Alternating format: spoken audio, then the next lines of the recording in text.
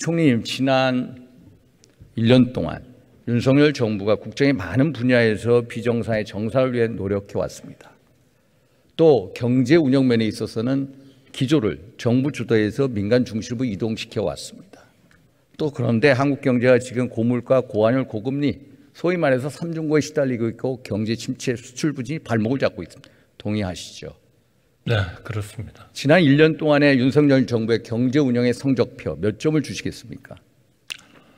그런 과정에 참여한 사람으로서 점수를 매기는 것은 조금 적절하지 않을 것 같습니다만, 우리 경제가 직면하고 있는 이런 엄청난 하나의 그 퍼펙트 스톰 같은 이러한 상황에 대해서 정부로서는 기본적으로 저희의 방향을 틀 거, 전환시킬 거, 변화를 가할 거, 이런 것들은 분명하게 전환을 시켰다 이렇게 생각을 하고요. 그런 과정에서 결국 우리가 딴 정부와 같이 저희가 그러한 그 경제를 모두가 이렇게 불편을 느끼지 않고 부담을 느끼지 않고 할 수 있는 그런 그 정책들이 무엇인가 하는 것을 저희가 모르는 게 아닙니다. 그러나 그러한 정책을 했을 때 가지는 중기적인, 장기적인 이러한 상당히 부의 경제 전체에 또 중장기적으로 악영향을 미치는 이러한 일들이 있을 수 있기 때문에 저희의 그 선택의 폭은 대단히 좁았다 하는 말씀을 분명히 드리겠습니다. 저희가 확실하게 방향을 바꾸려고 노력을 한 것은 바로 재정의 건전성입니다. 재정이야말로 경제가 위기에 처했을 때 정말 최후의 보루이고, 과거에 저희가 한 2번 정도의, 한 번은 아시아의 위기였고 또 한 번은 전 세계의 경제 위기였습니다만은, 그때마다 그 최후의 보루가 우리가 튼튼했기 때문에 이러한 위기를 큰 충격은 받았지만 넘길 수 있었다. 저희는 그렇게 확고하게 믿고 있습니다. 따라서 재정을 건전하게 가져가는 것은 앞으로 우리의 그 늘어날 복지 수요라든지 또는 이 저출산 고령화를 단기간에 해결하지 못하는 데서 오는 성장의 저하라든지, 또 앞으로 우리의 그 통일 문제라든지 이런 문제에 대비하기 위해서 건전한 이러한 재정의 건전성을 유지하는 것은 절대적으로 저희한테는 필요한 것이고, 또 지금 대한민국을 그 우리 국제적인 하나의 평가 회사들이 일본보다도 2단계를 더 높이 놓는 그런 가장 주요한 요인은 바로 재정의 건전성이다. 저희는 그렇게 믿고 있습니다.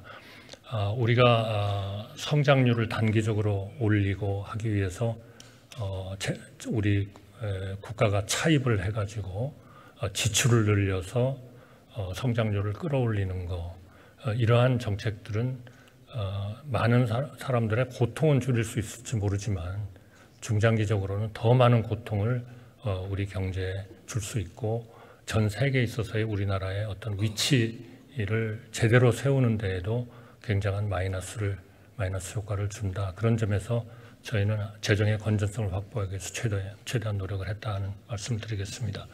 하나의 지표만 보면 아직도 우리는 지금 국가 부채를 추가적으로 더 져야 하는 그런 상황입니다.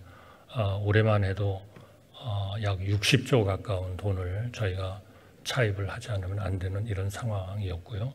그러나 올해의 예산은 그런 과정에서도 20조에 가까운 그런 구조조정을 하면서 저희의 그 GDP 대비 관리 대상 수지를 그 작년도에 그 전에 이루어진 예산 차입 규모 이런 것들을 통해 가지고 그 지표가 약 5.1% 정도에 이르렀습니다만, 올해의 예산은 여러 가지 어려움은 있고 또 재정을 크게 해가지고 지출을 늘려서 좀 더 경제를 단기적으로 끌어올리고 싶은 그러한 충동은 물론 가졌습니다만, 그러한 것을 최대한 자제하고 또 장기적인 목적을 위해서 비교적 긴축적인 재정을 운영을 하고 있습니다. 그래서 올해의 그 관리 대상 수지의 지표는 약 2.4% 정도, 한 2분의 1 정도로 떨어질 수 있지 않을까 이렇게 생각을 합니다. 그리고 지금 주로 경제 문제를 말씀을 하셨습니다만 역시 우리의 외교를 좀 더 정상화하는 문제, 이런 문제는 큰 저는 업적이 있었다, 성과가 있었다 이렇게 생각합니다.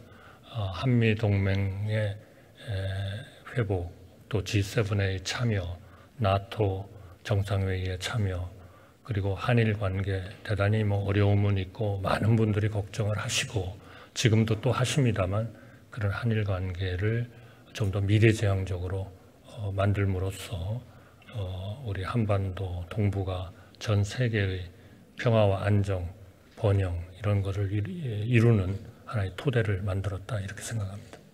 결국 1년간의 경제 운영 등에 만족하십니까, 총리님? 아직은 어려움이 많기 때문에 만족을 할 수는 없으리라고 생각합니다. 그러나 과거에 우리가 어려움을 겪었던 때보다는 우리가 어디에 문제가 있는가를 저희가 잘 알고 있고 또 무엇을 하면 되는지도 잘 알고 있습니다. 그러나 정책의 선택의 폭을 저희가 잘하지 않으면 중장기적으로 대한민국 경제를 구조적으로 굉장히 어렵게 만들 가능성이 있다는 것에 주의를 하고 그런 점에서 우리 국민들께 이해를 구하고 좀 인내를 해주시도록 그런 어려운 일을 저희로서는 하고 있다고 생각하고 있습니다. 총리께서 좀 전에 재정 건전성 확보 잘한 점을 드셨는데 제가 보기에는 잘한 점으로는 시장 친화적인 경제산업 정책을 했다는 것, 또 신한울 원전 3, 4호기 재개하지 않았습니까? 원전 생태계를 회복했다는 것, 또 반도체, 바이오, 배터리 등 미래 산업을 육성하려고 했다는 것.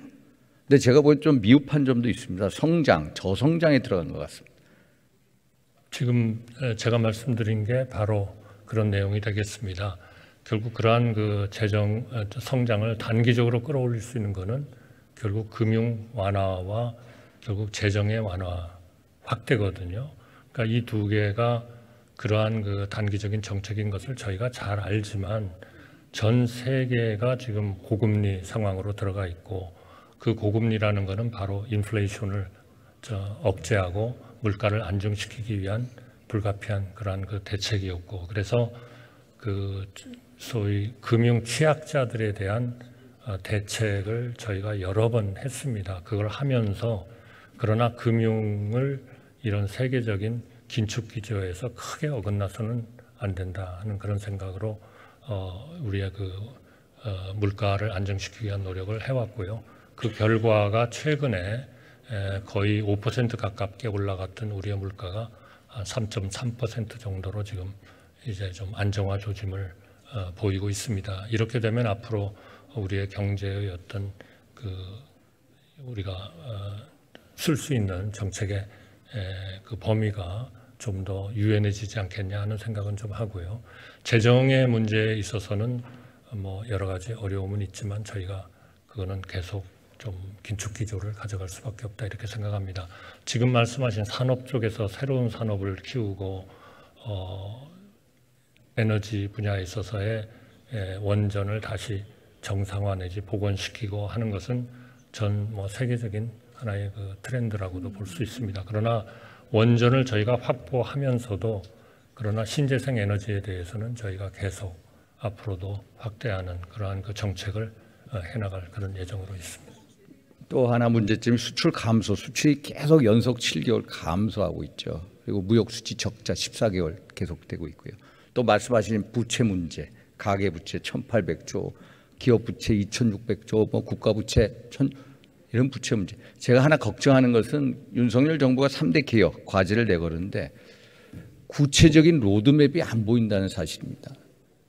좀 로드맵을 빨리 한번 제시해 주시기 바랍니다. 3대 개혁에 대해서는 지금 뭐 연금 개혁, 교육 개혁, 노동 개혁 이런 부분들은 단기적으로 할 수 있는 부분과 법을 고쳐서 해야 되는 부분들이 있을 겁니다. 그런데 이제 그 부분들이 아직 완벽하게 체계를 갖추었다 이렇게 생각하기는 좀 뭐 불만스러우신 부분이 분명히 있을 겁니다. 그러나 노동 개혁에 있어서의 우리 이중 구조의 해결 이런 것들을 지향하면서도 동시에 엄정한 법치주의의 확립 이런 것들도 우리가 단기적으로 하지 않으면 우리가 외국인 투자 같은 걸 유치하기에 대단히 어려운 그런 상황이 될 거라고 그렇게 보고 있습니다.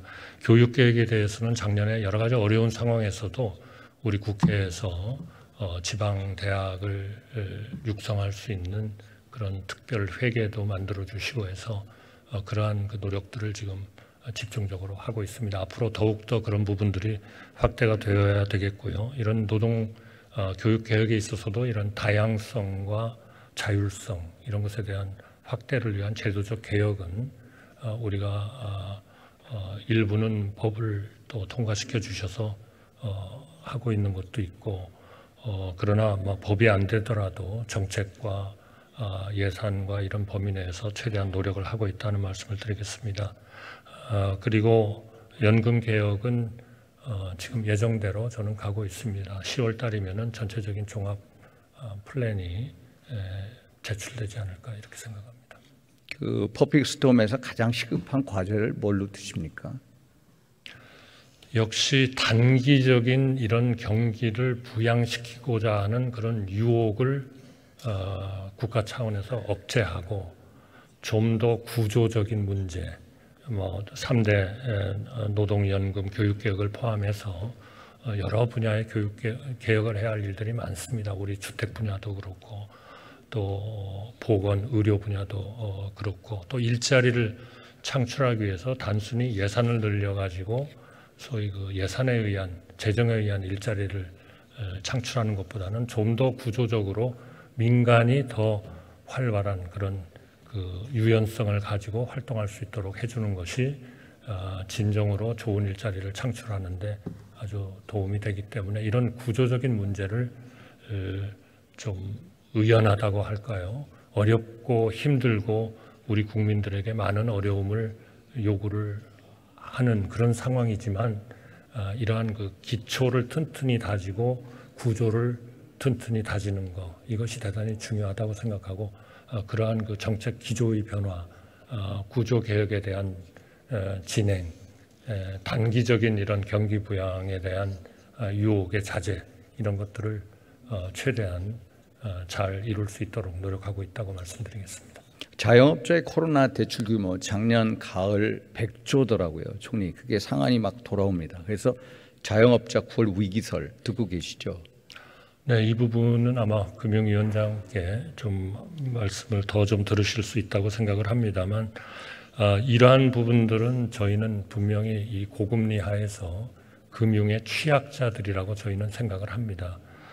그래서 이미 작년도 9월 달에 그동안에 이제 올해 9월이 되면 뭔가가 다 이제 제도가 변화가 되면서 이런 자영업자들이 굉장히 어려울 것이다 이런 얘기들이 많이 있었습니다만 정부로서는 작년 9월 달에 이미 3년 동안 최대한 3년 동안 25년 9월까지 대출 잔액의 약 92%가 되는 그 부분에 대해서 만기 연장을 지금 이용할 수 있도록 그렇게 조치를 했습니다.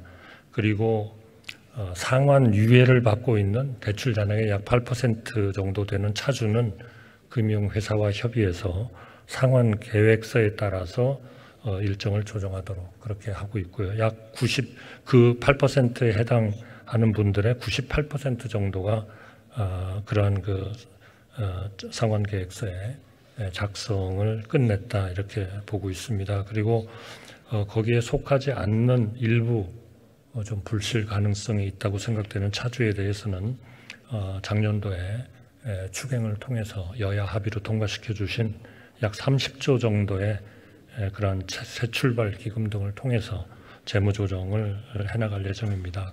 그래서 이러한 그 자영업자라는 하나의 금융 취약계층에 대해서는 저희로서는 최대한의 그러한 그 보완 조치를 했고 이미 완료했고 따라서 9월에 어려움이 닥칠 것이다라는 것은 사실이 아니라는 말씀을 드리고 싶습니다.